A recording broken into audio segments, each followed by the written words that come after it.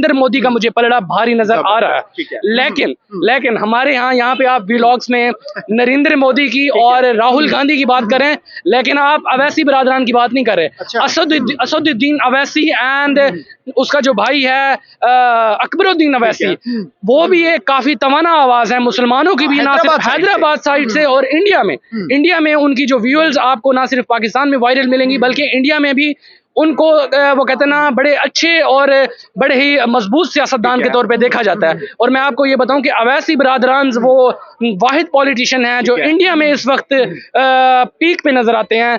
मुसलमान जो कैंडिडेट्स हैं। तो नरेंद्र मोदी की पार्टी के नरेंद्र मोदी 3 दफा प्राइम मिनिस्टर बन चुके हुए हैं। उसके अलावा उन्होंने अपने मुल्क में तरक्की काफी करवाई हैं, वर्क काफी करवाया है। IT सेक्टर से लेके एजुकेशन ले लें, आप सॉफ्टवेयर ले लें, इंजीनियरिंग ले लें, कोई भी इदारा ऐसा नहीं है जिसमें यानी कि उन्होंने तरक्की नहीं अपने मुल्क को आगे नहीं लेकर आए। इस वजह से जो नॉन मुस्लिम कम्युनिटी है ना, वो मोस्टली नरेंद्र मोदी को बट जो अगर हम हकीकत को अगर सामने रखेंगे, अभी मौजूदा दौर में जिस तरह नरेंद्र मोदी ने इंडिया के लिए, इंडिया की तरक्की के लिए जो इकदाम किए हैं, इंडियन अवाम यकीनन उसको कंसीडर करेगी। अगर ये इकदाम ना होते, इंडिया इतनी प्रोग्रेस ना करता उसके टेन्योर में, तो हो सकता था कि राहुल गांधी बड़ा टफ टाइम दे। Welcome back. बात करेंगे जिस तरह से हमारे हमसाए देश इंडिया में 19 अप्रैल से इलेक्शंस होने वाले हैं और हैदराबाद से ये सिलसिला स्टार्ट होगा। बात करेंगे बीजेपी और कांग्रेस आमने सामने होंगी। जिस तरह से पाकिस्तान में माना जाता है कि जी राहुल गांधी प्रो मुस्लिम है और मोदी को एक्सट्रीमिस्ट के तौर पे पोर्ट्रे किया गया है पाकिस्तानी आवाम के सामने। तो इस टॉपिक को लेकर हम पाकिस्तानी पब्लिक में हैं, उनसे जानते हैं उनके ख्याल से कौन सी पार्टी विन करेगी और किस पार्टी के साथ पाकिस्तान के ताल्लुकात बेहतर हो सकते हैं। तो आइए फिर चलते हैं पब्लिक में, हमारे साथ रहें, स्टे ट्यून्ड। अस्सलाम वालेकुम। वालेकुम अस्सलाम सर, क्या हाल है आपके? अल्हम्दुलिल्लाह। सर, बात करने जा रहे हैं जिस तरह 19 अप्रैल को इंडिया के इलाके हैदराबाद में इलेक्शंस होने जा रहे हैं, मतलब कि बीजेपी और कांग्रेस आमने सामने होंगी। तो आपको क्या लग रहा है, जिस तरह मोदी 2 दफा कंसेक्टिव जीत गए, 3री दफा जीतने वाले हैं या फिर इस दफा कांग्रेस की बारी है? यार, नरेंद्र मोदी एंड राहुल गांधी की अगर पर्सनालिटीज़ को कंपेयर किया जाए तो पाकिस्तान की आवाम के हवाले से मैं आपको बता देता हूँ कि पहले इनकी जो है ना पोर्टफोलियो कैसा है इन दोनों का। पहले नंबर पे आ जाते हैं नरेंद्र मोदी। नरेंद्र मोदी को पाकिस्तान में एज ए एक्सट्रीमिस्ट के तौर पे पोर्ट्रे किया जाता है और उसकी जितनी भी व्यूअर्स आती हैं और वो एंटी पाकिस्तान, एंटी मुस्लिम्स, इस एतबार से नरेंद्र मोदी को जानते हैं। हमारी पब्लिक जो है नरेंद्र मोदी को इस एतबार से जानते हैं। और रहेगी राहुल गांधी की बात, ना सिर्फ भारत में बल्कि इंडिया में भी उसका एक अच्छा इमेज पाया जाता है और उसके हवाले से ये कंसीडर किया जाता है कि वो मुसलमानों के हवाले से अच्छे जज्बात रखता है और वो मुसलमानों के फेवर में उसकी डिसीजंस हमें नजर आती हैं। बट जो अगर हम हकीकत को अगर सामने रखेंगे, अभी मौजूदा दौर में जिस तरह नरेंद्र मोदी ने इंडिया के लिए, इंडिया की तरक्की के लिए जो इकदाम किए हैं, इंडियन अवाम यकीनन उसको कंसीडर करेगी। अगर ये इकदाम ना होते, इंडिया इतनी प्रोग्रेस ना करता उसके टेन्योर में, तो हो सकता था कि राहुल गांधी बड़ा टफ टाइम देता और इस दफा नरेंद्र मोदी को वो रिप्लेस कर सकता था, बिकॉज उसमें वो तमाम लवाजमात मौजूद हैं कि जो कि अच्छा लीडर और अच्छा कैंडिडेट हो सकता है इंडियन की पॉलिटिक्स में। बट अगर आप करंट सिनेरियो देखें, जिस तरह नरेंद्र मोदी ने इकदाम किए हैं भारतीय अवाम के लिए, तो भारतीय अवाम यकीनन इसको मुझे नहीं लगता कि वो नजरअंदाज करेगी। तो नरेंद्र मोदी का मुझे पलड़ा भारी नजर आ रहा है। लेकिन हमारे यहाँ पे आप व्लॉग्स में नरेंद्र मोदी की और राहुल गांधी की बात करें, लेकिन आप अवैसी बिरादरान की बात नहीं कर रहे। असदुद्दीन अवैसी एंड उसका जो भाई है अकबरुद्दीन अवैसी, वो भी एक काफी तवाना आवाज है मुसलमानों की भी, ना सिर्फ हैदराबाद साइड से और इंडिया में उनकी जो व्यूअर्स आपको ना सिर्फ पाकिस्तान में वायरल मिलेंगी बल्कि इंडिया में भी उनको वो कहते हैं ना बड़े अच्छे और बड़े ही मजबूत सियासतदान के तौर पे देखा जाता है। और मैं आपको ये बताऊं कि अवैसी बिरादरान वो वाहिद पॉलिटिशियन हैं जो इंडिया में इस वक्त पीक पे नजर आते हैं।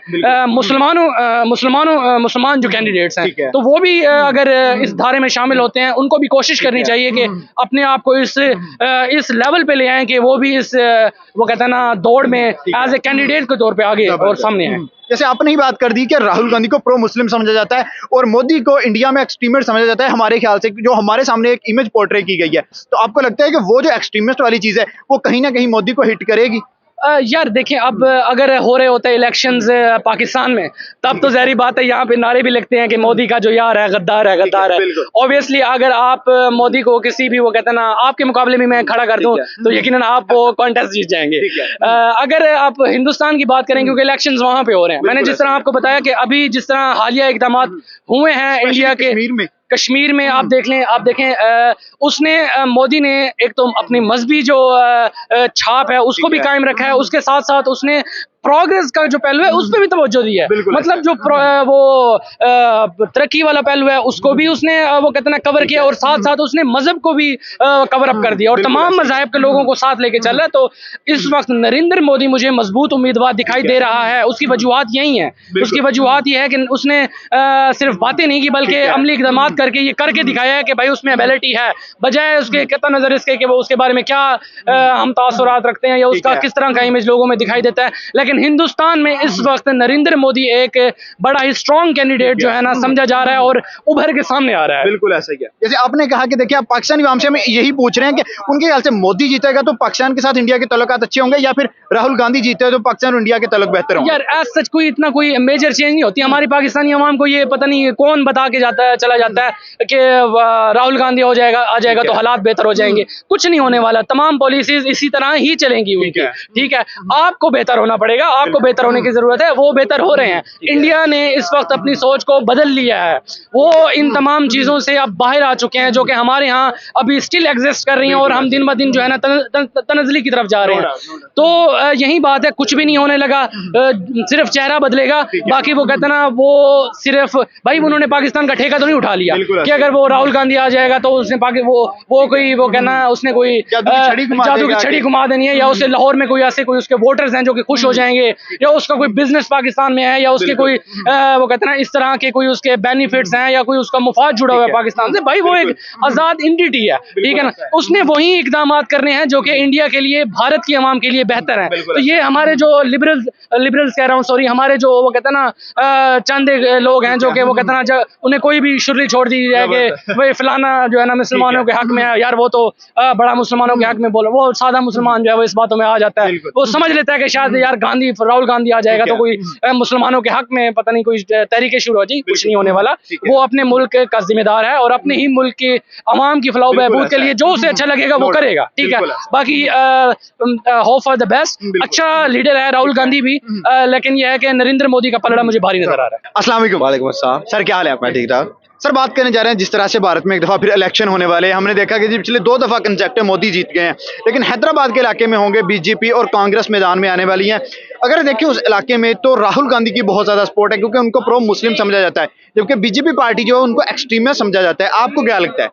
राहुल गांधी की इस टाइम जो है हाइप काफी बनी हुई है। राहुल गांधी की पार्टी जो है बड़ी स्ट्रॉन्ग नजर आ रही है। इस बात है, वो अखिलियतों को देख रहे हैं, ठीक है, मुस्लिम कम्युनिटी को देख रहे हैं, वो सपोर्ट करते हैं, ठीक है। तो डेफिनेटली जो मोस्टली वोटर है उनकी राइट पे होंगे। और रही बात नरेंद्र मोदी की पार्टी की, नरेंद्र मोदी 3 दफा प्राइम मिनिस्टर बन चुके हुए हैं। उसके अलावा उन्होंने अपने मुल्क में तरक्कियां काफी करवाई हैं, वर्क काफी करवाया। IT सेक्टर से लेके एजुकेशन ले लें, आप सॉफ्टवेयर ले लें, इंजीनियरिंग ले लें, कोई भी इदारा ऐसा नहीं जिसमें यानी कि उन्होंने तरक्की नहीं या अपने मुल्क को आगे नहीं लेकर आए। इस वजह से जो नॉन मुस्लिम कम्युनिटी है ना, वो मोस्टली नरेंद्र मोदी को। लेकिन अगर बात करें जिस तरह से कश्मीर में जाके मोदी ने पिछले दिनों में काम करवाया या प्रोजेक्ट्स दिए हैं, तो क्या लगता है कि अब जो है मुस्लिम्स हैं उनकी सपोर्ट मोदी की तरफ ज्यादा होगी? सर जी देखें, आप जब मुसलमानों पे जुल्म करते हैं ना, ये बहुत ही गलत चीज है, ठीक है। देखें, वो भी इंसान है, बेशक यानी कि कश्मीर में बैठे हुए हैं, आप उन्हें फैसिलिटीज प्रोवाइड करें, ठीक है। उनके यानी कि उन्हें जो रोजमर्रा की चीजें चाहिए उन्हें वो दे।